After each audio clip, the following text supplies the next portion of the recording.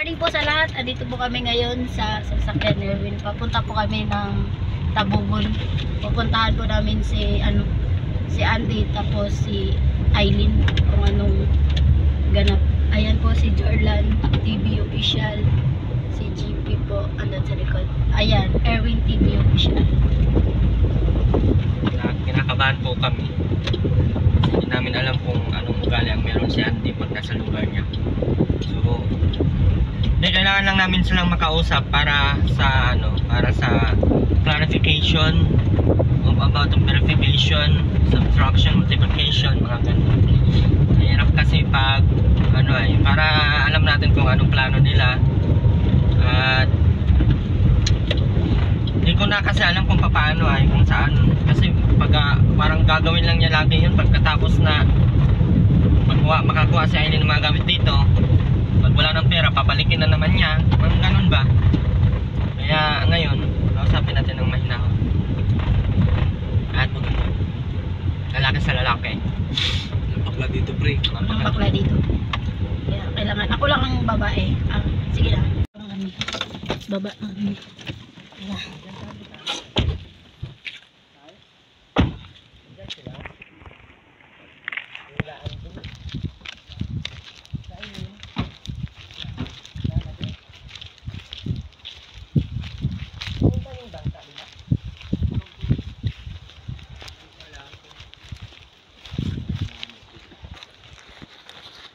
Ano kasi nung anak, pinapapunta niya daw sa sa Bulacan. Pero hindi, anong hanap buhay ni Andy ngayon dyan? Bububo. Bububo pa din. Ay, doon pa din sila sa dati? Bubong yung sa lipa. Ay, bubo sa Lipa? Sa mga pakatan. Oo. Animango yun, di ba? Tayo, dito muna kami. Daan muna kami tayo.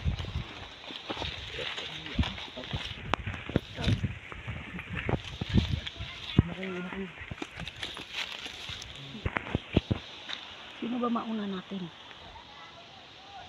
Wala daw tao. Wala daw tao. Saan sila?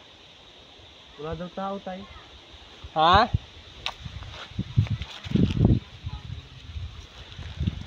Saan ka? Hindi ko na yun.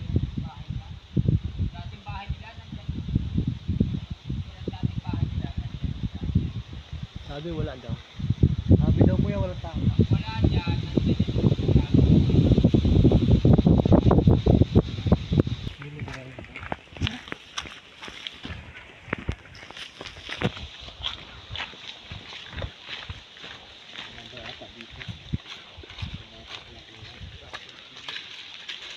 Iblig pala dito. Nakakatakot, kinabahan ko ay. Yan.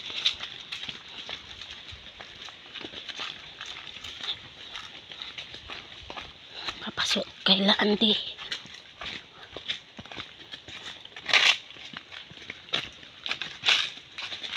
Naiwan ko yung cellphone.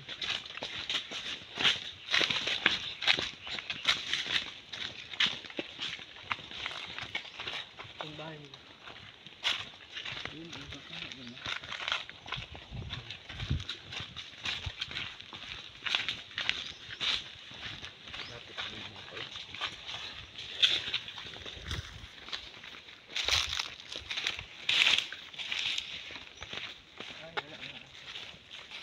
Wala.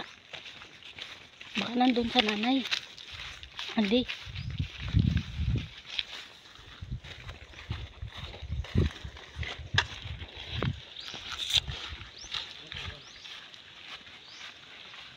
Ano yun daw? Balon. Ha? Balon ay.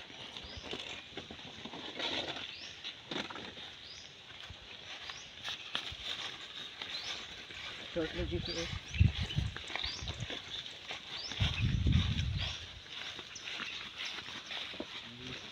Tama natin tao.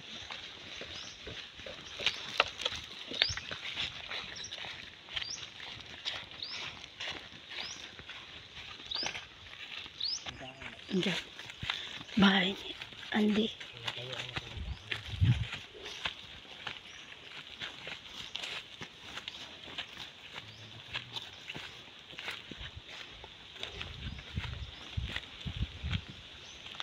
Lin? Lin? Hi. Tao po. Ano na nga binibili ko? Ang taga talaga na dito.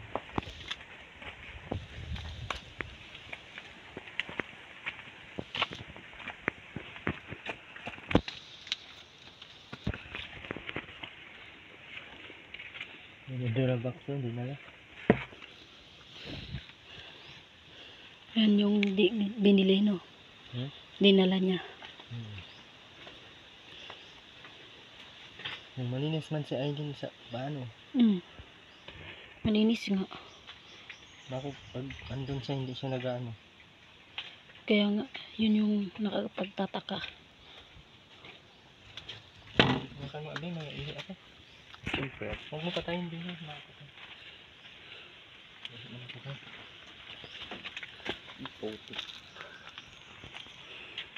Wala sila Aileen.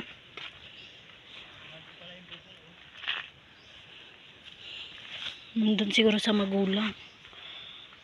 Liblib, nakakatakot. Malinis man, oh. Malinis si Aileen dito. Yan. Sa bahay nila hindi siya marunong, pero dito marunong siya. Malinis. Yan. Yan yung paligid nila.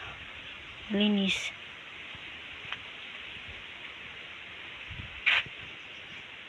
Ang tahimik talaga dito. Ko. Yan. Tignan nyo po. Malinis talaga sobra. Pero sa bahay nila hindi siya marunong. Bakit? Bakit kaya? Wala silang hugasin.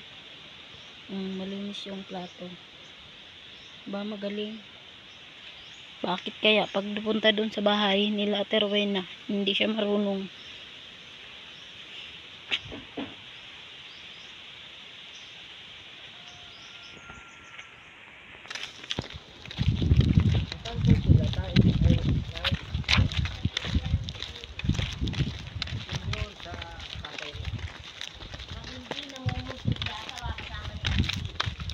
Baka namumuntog kasama ni Andy. Walang timba ay. Namumuntog ata yun. Kaya walang tao.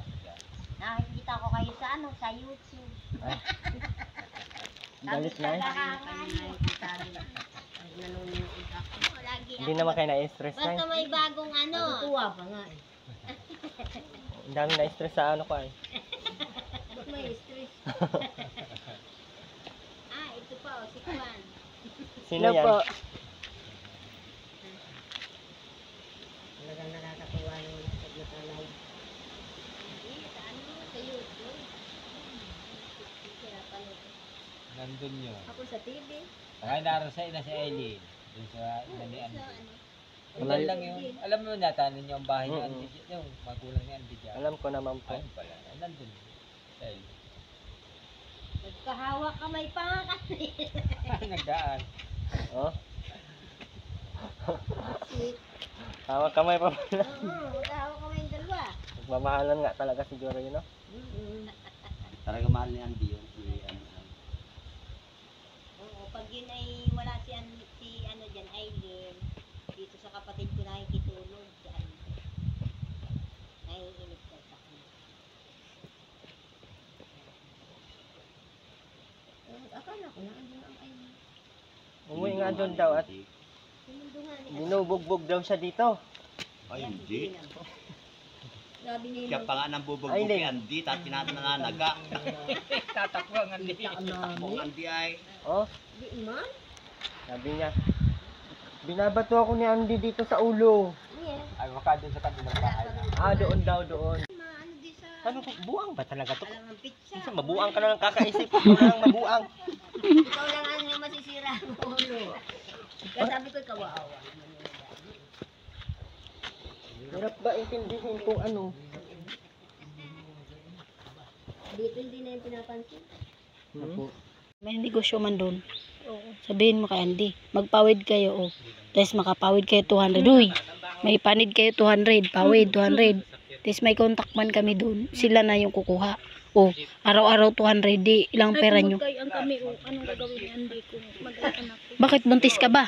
Oo, di na ako dirigla ng isang buwan na yun. Ha? Isang buwan pa lang, dugo pa lang. Hindi ka na narigla? Hindi mo. Kailan yung nag-anak kayo? Kailan kayo nag-anak? Ano kami? Nagsiping? Ano pa, 4. 4 na araw na yun. Tapos nung pag-alis mo, na ganun kayo? Tapos isang buwan ka na ngayon walang regla. Hindi, ng Pebrero, hindi ako dinatnan. Hindi ka dinatan ngayon. So, Buntis ka kaya?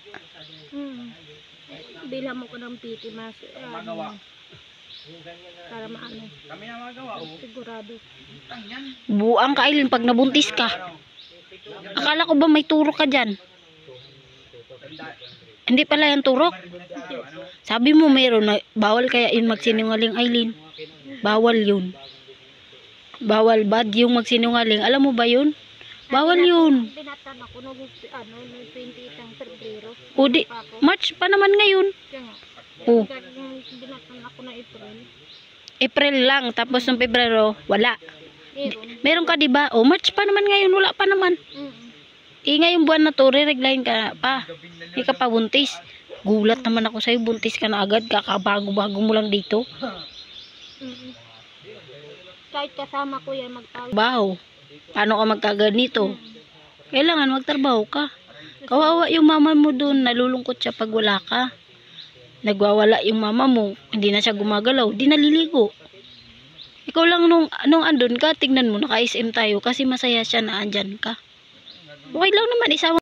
Dito po kami, naghihinto, kakain. Ito po yung team na Erwin. Charla, GP, Erwin. Nakain dahil nagugutom. Galing na tapos namin magpag-usap niya. At shoutout niya pala kay Janet Galaw and Bernadette Verbino and Evelyn Buenaflor. Shoutout po sa iyo. Sa lahat po, salamat po sa pag-follow sa akin at nanonood ng mga video sa akin. At kay Erwin TV, salamat po sa walang sawang suporta at pag hindi nag-i-skip ng ads. Maraming salamat po sa mga viewers na tumitingin sa amin. At ingat po kayong lahat at lagi magdadasal dahil ang Panginoon lang po ang nakakalam sa atin at nagbibigay ng biyaya sa atin. Bye-bye po. Ingat po tayong lahat.